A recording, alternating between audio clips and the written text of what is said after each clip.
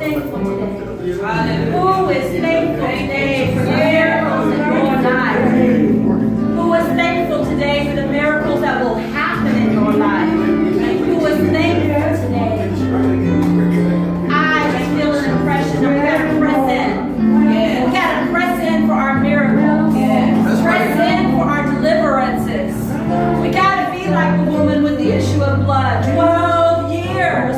Do you think that she thought she'd be healed?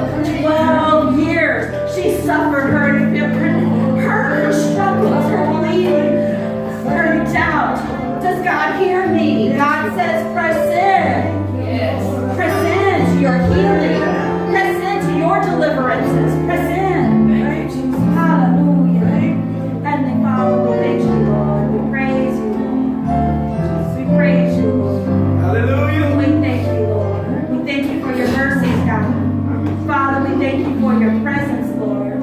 We thank you for your miracles, Lord. Yes. We thank you, Lord, for everything that you have given us. We thank you for paying that bill in the midnight hour. Yes, Lord. Yes, Lord. Father, we thank you, Lord, for all of your provision, Lord. Yes, Lord. Thank you, Lord. Yes, Lord. Thank you. And we give this service to you, God. May your will be done. May your glory be shining. May you have all the praises, God, in the name of Jesus. Amen. Amen. Hallelujah. Hallelujah. Hallelujah, Lord. Thank you, Lord. Thank you, Lord.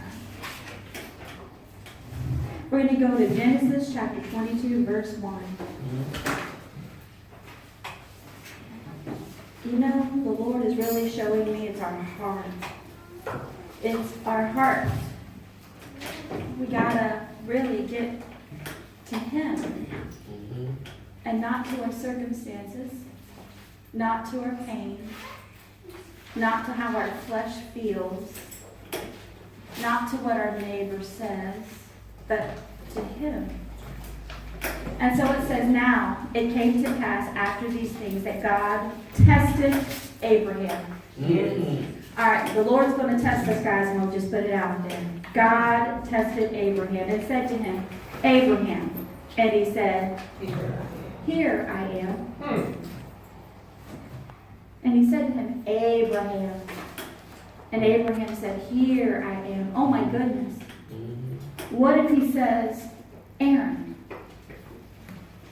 Larry, Miriam, My Lord. Carolyn, Yes. Cheryl, My Lord.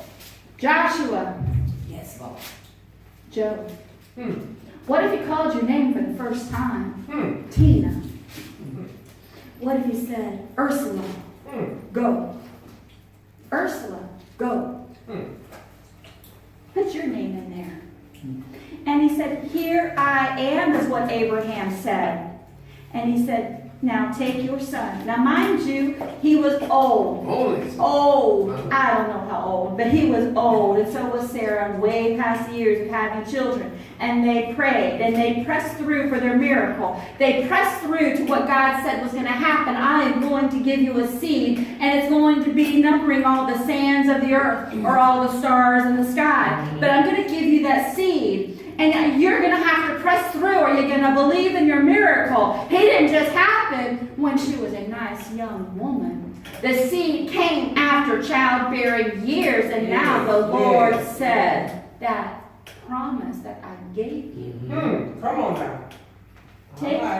Now take your son, your only son Isaac, whom you love, and go to the land of Moriah, and offer him as a burnt offering on the mountain of which I shall tell you. Oh my goodness, guys. Now you know what, this is a really famous story. Go to the mountain, take your only begotten son. Now you're going to offer him. Now in the Old Testament, offerings were a burnt offering. Offerings for the atonement of the sins that we created. The offerings in the Old Testament, we had to take a lamb, a dove, a ram, a bull, as something pure, one of your best flock, one of the best, not your lame one. God did not honor that lame sacrifice. You gave your best sacrifice for the atonements of the sins that we did in our lives. But he said, now take your son, take him to the mountain, put him on the altar and burn him for me. Yes, he did. Your only son. Your only son. Didn't tell him where. He just said to the land of Moriah, and I will show you the mountain. Okay, now the depth of faith. First of all, Abraham would have to know that one, God really is his deliverer. That he trusted God more than he trusted his own thoughts, his own decisions, and his own actions. And what did Abraham do? What did Abraham do? Obedience. Now, obedience is humble.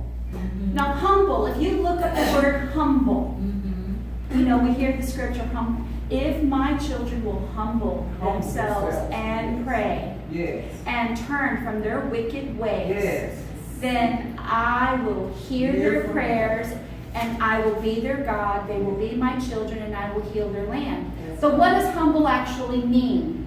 Humble means tame. Are you tame? Yes. Obedient. Yes. Are you obedient? Yes. Kind. Are you kind? Submissive. It didn't say women be submissive. It said humble yourself. Look up the word. All of us submissive to the will of the Lord. Yes. Are we doing this? Now, if we become humble and do these things and then pray and then turn from what we're doing not quite so right, he's going to heal our land and he's going to be our God. Yes. Humble is the key. But Abraham was humble and obedient to a depth of a level that I don't know that I could have done. Let me just be honest. I don't know. I could have said, Aaron, my son, come here. Let's go worship the Lord together. Aaron, come on. My Lord. Let's go to this mountain in Moriah. My Lord. Isn't that deep? That's deep. Yeah. So take your only child that you prayed for and cried for years, him, give that to me as a sacrifice. Go to this land named Moriah, not knowing exactly where you're going to go. You just hear you got to get up, you got to go. Do you get up? Do you go? Do you take your son, your precious son, and get up and obey what the Lord is telling you? Obedience. I'm talking to depth here. And the best. Oh. And you know what, God? I didn't sleep well last night. And I have an awful headache, Lord. I'm just going to sleep today. Pastor Kathy can take care of the church for me. She's the pastor anyway. I'm not that needed. Let me just rest.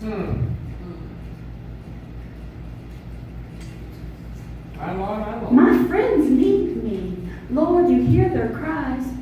I can't disappoint my friends. But do you pray? Do you seek God? You know, sometimes the Lord will want you to do something else besides being in the church on a Sunday morning. But did he really tell you to go? And if he did, do you obey? My Lord Jesus. You understand what I'm saying? You understand what I'm saying? It's not about the legalistic things that you got to be in church every Sunday. But do you use excuses not to be in church, or do you obey the Lord and do what he tells you to do? There's a difference. There's a difference. I didn't mean to go there, but let me go forward. That's all right. Let me go forward. Let the Spirit lead you. Oh, my goodness. To enter into God's provision, you must pass the test. You need to realize what you have is not yours. You are only a steward. I just want to repeat that. To enter into God's provision. God's provision is not mine.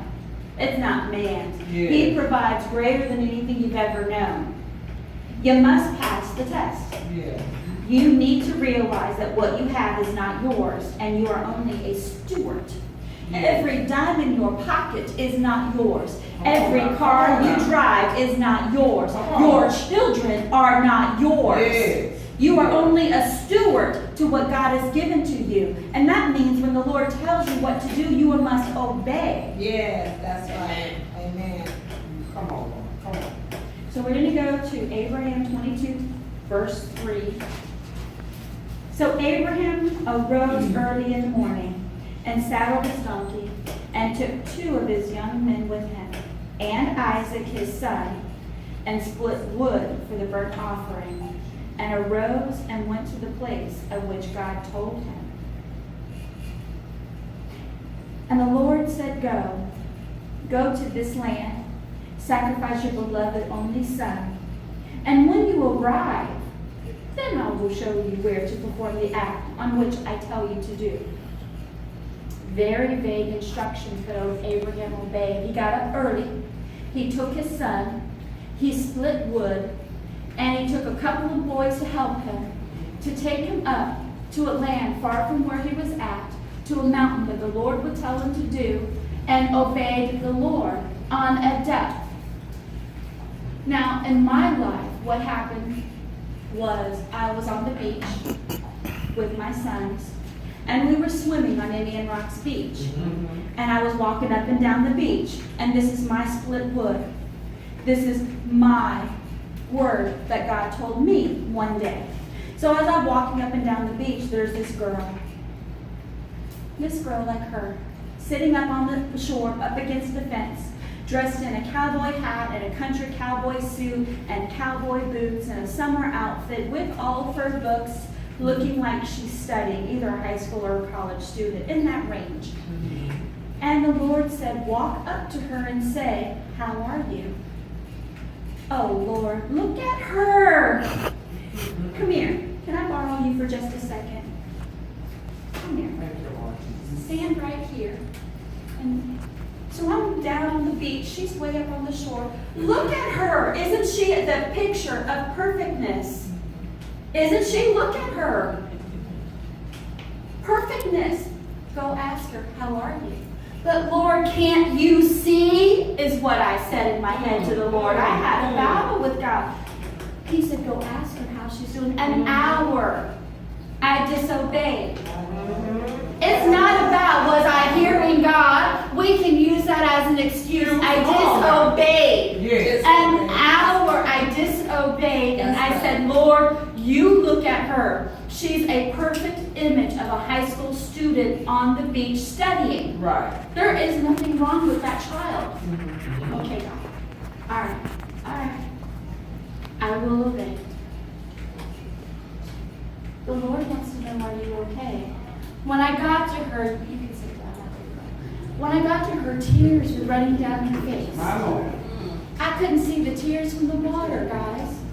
I could not see the tears from the water of this child. Come on. And she said, my boyfriend's leaving and he's moving to New Jersey and I'm writing him a letter and I don't know what I'm going to do and I am so sad. And I said, well, the Lord wants you to know that he loves you. Come on. And he said, stop writing your letter to your boyfriend.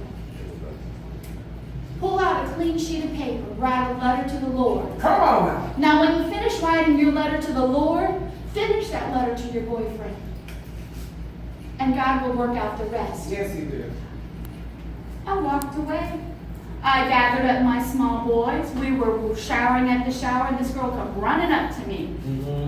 Shoves a notebook piece of paper folded in my hands, and when I opened it up, thank you for obeying. You've rekindled my faith in God.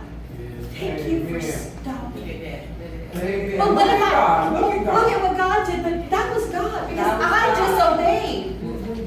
I disobeyed. He wants us to obey, guys. Seriously.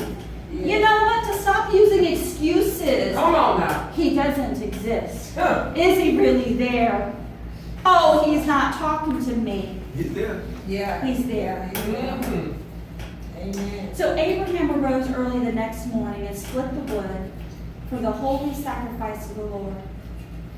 God is calling you. He is calling your name. Are you listening? Joe, are you listening? My Lord. He is calling your name. Do you arise early in the morning? Or do you get up immediately to obey? Do we seek Him when the act should be done? I mean, I am judging myself right now. Do we really seek the Lord? Or do you say, let me sleep just a little bit longer? Do you give your best? Or does He get your leftovers? Wise men and women judge themselves and align their hearts with the will of God. I'm going to repeat that. Wise men and women judge their hearts and align their will with the will of Is God. there a Chrissy here? Chrissy, you are? Oh, I don't want to see you. Oh, My Lord, my Lord.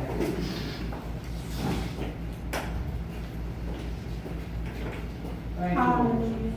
Thank you. Hallelujah. Thank you. Praise you, Lord. Thank you, Lord. Under the Old Testament covenant, there was a burnt offering for sin. But we don't live under the Old Testament. And I really want to touch on that because today we do not go and take our precious child and burn him on the altar. Come on. That was something done.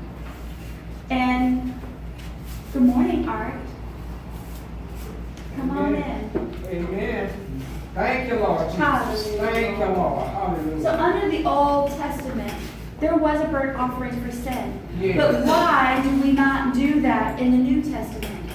Because Jesus was the living sacrifice. Yes, He was. Jesus died on a cross. Yes, He As was. Pastor Larry was preaching this morning, what did you say this morning about His resurrection? It was the... Sorry, I put you on that spot. He was talking about the thief on the cross. I mean, the thief on the cross. But when He arose from the dead and He was in His... New resurrection New body. resurrection. Yes, He was in His new resurrection body. Because Jesus is our sacrifice. We do not have to burn a pig or a lamb or a goat or a ram or a dove. That doesn't happen anymore. Right. But Jesus wants our sacrifice to be us. Yes, yes, The heart is us. yes. The heart is our heart. It's our obedience. Yes. He wants us to lay our lives down for Him. Yes, A living sacrifice. yes. He wants us to trust Him when the circumstances are so great Yes. Come on. that we're gonna kind of push through Push through. in faith Yes. and trust God, not man, That's right. not husbands, not children, Oh, that's right. not our money, No. not things, That's right. but He wants us to push through. Trust. Who, Carolyn? God. Amen. But we got to push through and we got to trust God to answer us. And we got to believe. And our faith is on a different level with everyone. And I really do believe that the Lord wants Miriam to give her testimony how she pushed through a rough circumstance and how God delivered her. Amen. Amen. Amen. Thank you, Lord.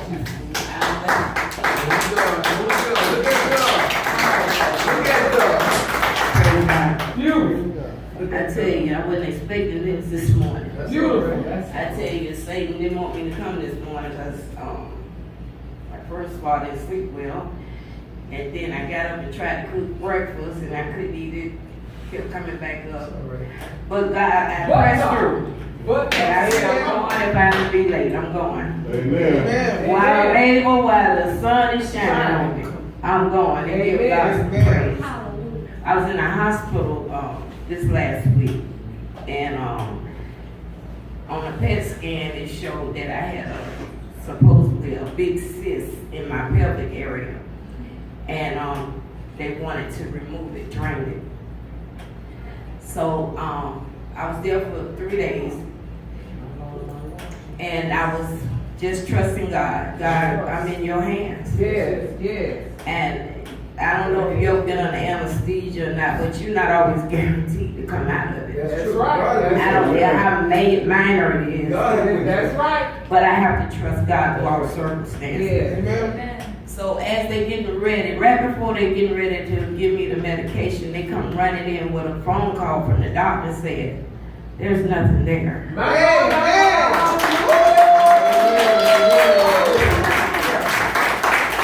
I said, my God. I mean, they were getting ready to put me under. But God said, hold it. I'm still in his hands.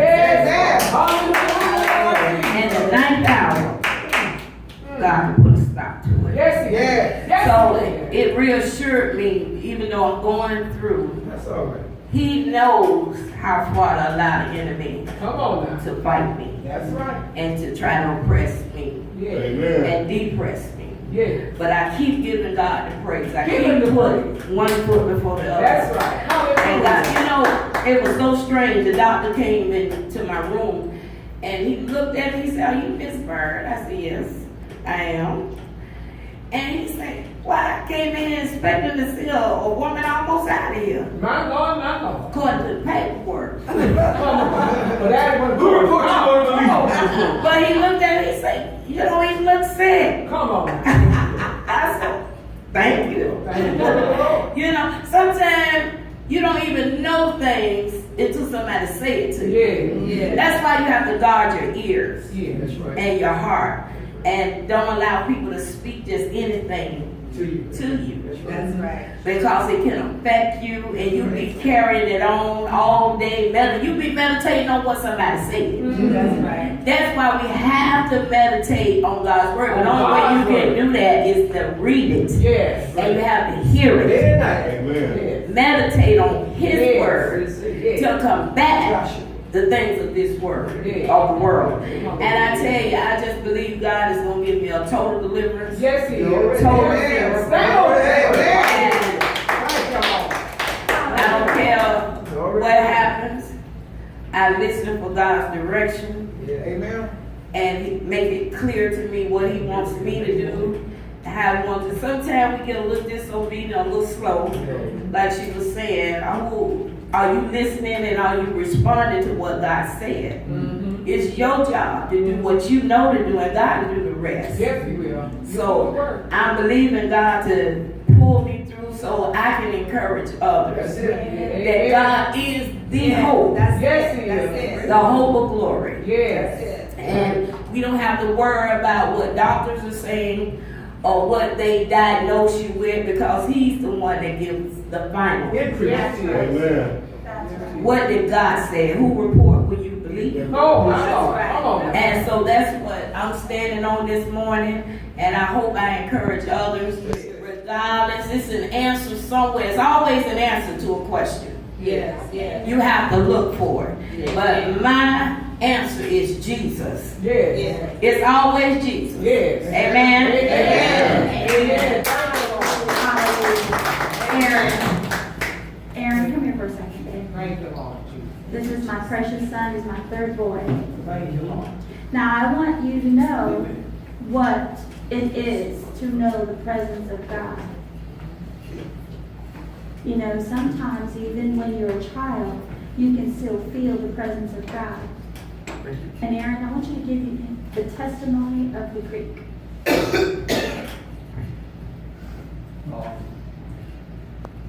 Back when we used to live in the actual house down closer to Largo, Yeah.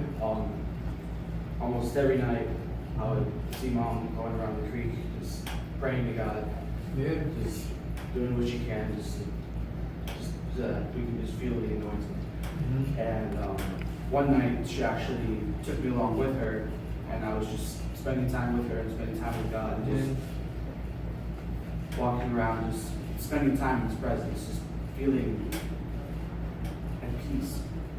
And there was a time where we went off on the side street.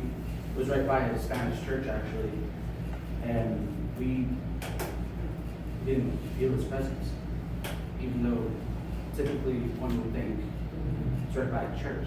We didn't feel His presence. So we didn't spend time with God. We didn't spend time praying over there. There was something over there that just wasn't right. And as we step back into the area around the creek, you feel His presence here. So it's just amazing how just spending time with Him can actually do a number on just how everyone feels around. Like everyone around that creek just should be safe. Amen. So it's important. You can get into His presence, but getting into His presence is a push. You got to push. You got to pray. You got to praise Him. You know what? When we first start praising Him, and you don't feel His presence at home. You know, it's like your prayers hit, your praises hit, and they fall to the ground, and it doesn't change anything. But you got to actually want to. You gotta want to know Him. And He's not going to just say it's easy. He wants you to give a living sacrifice. That's the sacrifice to give, to worship Him until you feel the spiritual shift. And that's what it was beside the Spanish church. Now, was it the Spanish church or was it the homes on the other side? I don't know what it was, but there was something spiritually not right, and it was a spiritual warfare actually that I was doing in that area. I had already done the warfare around the creek, but that area I hadn't touched yet. And God didn't answer prayers yet because I didn't pray. I was just sensing it then. So if you're feeling that warfare in your home, are you praying? Because He's a God answering prayer person. He's not going to change the circumstances unless you're opening your mouth and say, Lord, say it. Hallelujah, Lord Jesus. I thank you and praise you. Hallelujah. Do that at home. Do you press through? Do you pray? Do you seek Him? Do you want the circumstances to change? Do you want it to change? Do you want to believe? Do you want to be healed? Oh, my Lord. Come on, Chrissy. Come on. Circumstances aren't going to change unless we actually open our mouths That's right. and step forward and choose to believe an unbelievable blessing. And when that thing of doubt comes, don't get so judgmental on that doubt thing. Yes. Because that doubt thing attacks every person. Thank you, Lord. Attacks every person. Yes, it does. But the blood of Jesus Love is bigger than doubt and bigger than fear. Hallelujah. Yes, it is. Thank you, Lord. Hallelujah. Thank you, Thank you, Lord. Lord. So I'm going to go over to Hebrews chapter 5, verses 5 through 8.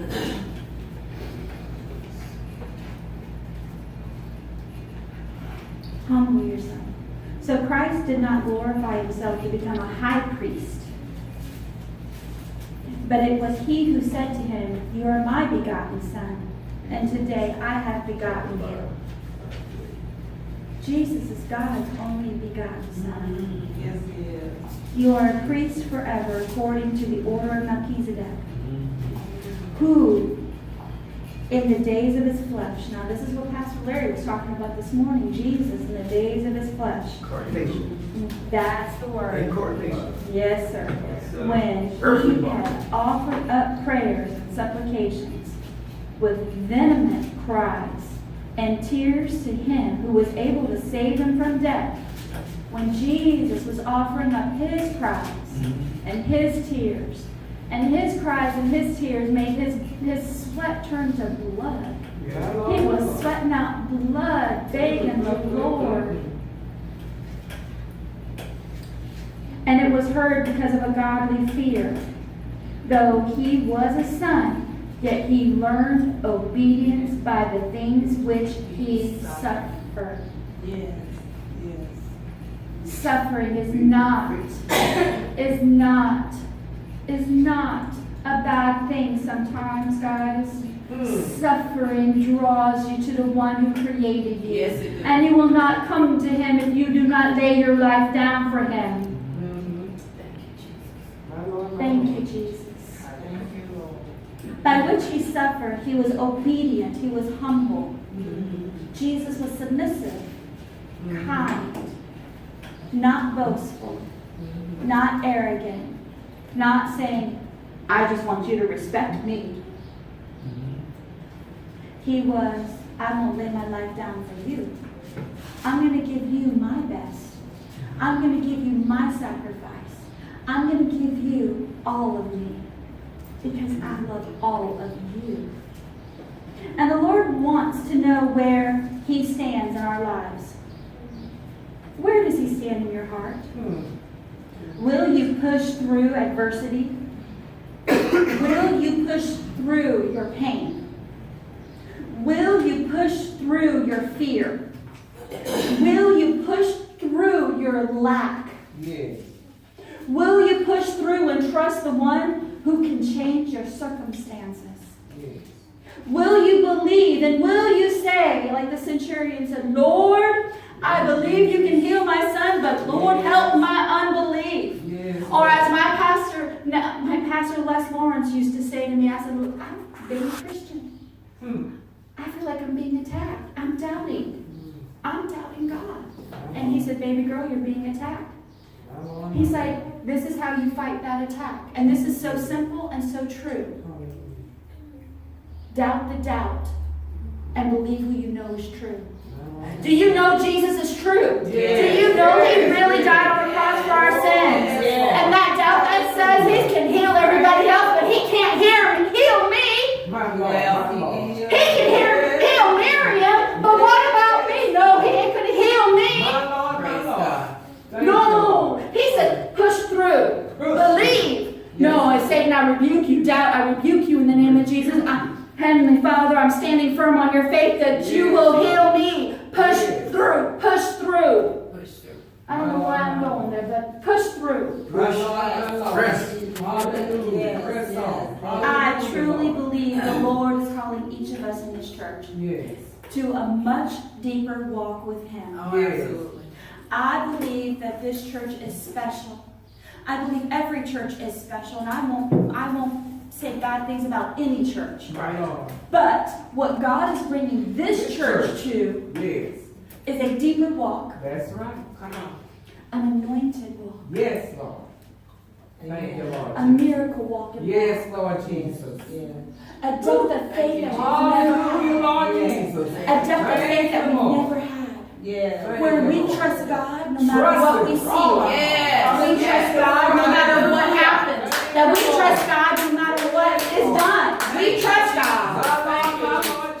The anointing. But to get there, you have to sacrifice your flesh, guys. Yes, yes. You have to sacrifice your flesh.